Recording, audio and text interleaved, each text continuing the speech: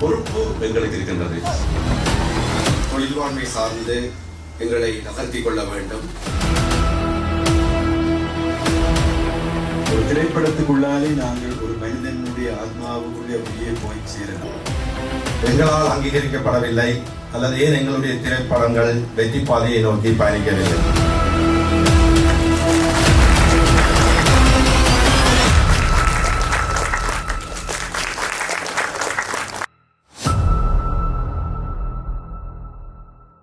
புது படைப்பாக்க திறனோடு சமூகத்தின் மத்தியிலே பயணிப்பதற்கான அத்தனை விடயங்களையும் கைதோக்கி உதவி செய்து கொண்டிருக்கின்ற எங்கள் மதிப்பிற்குரிய யாழ் பல்கலைக்கழக கலை பீடாதிபதி கலாநிதி ரகுராம் சார் அவர்களை இந்த நேரத்திலே எங்கள் முன்பாக உரையாற்ற அன்போடு அழைத்திருக்கின்றோம். அனைவருக்கும் இனிய மாலை வணக்கம்.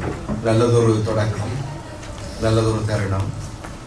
அது உச்சமாக உயர்வு பெற எங்களுடைய பிரார்த்தனைகள் எல்லாம் வந்து சேரட்டும்.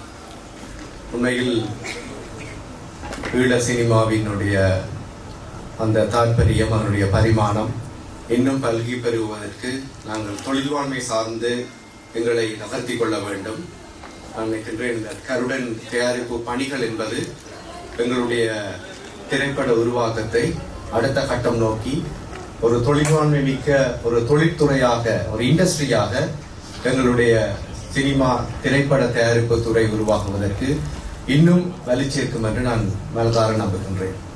இன்றைக்கு இங்கு கூடியிருக்கக்கூடிய இளைய படைப்பாளிகள், பல்வேறு துறைகளிலும் மிக திறமையை கொண்டிருக்கக்கூடிய படைப்பாளிகள், அதிலும் குறிப்பாக மிக சமீப காலங்களில் நாங்கள் வாரத்துக்கு ஒரு முறை நாங்கள் புதிய புதிய திரைப்படங்களை காணக்கூடிய ஒரு வாய்ப்பை எங்களுக்கு வழங்கி இருக்கிறார்கள். இது ஒரு நல்ல தொடக்கம். இந்த தொடக்கம் இன்னும் வீச்சு பெற கருடன் இன்னும் துணை புரியட்டும். புதிய படைப்பாளிகளோடு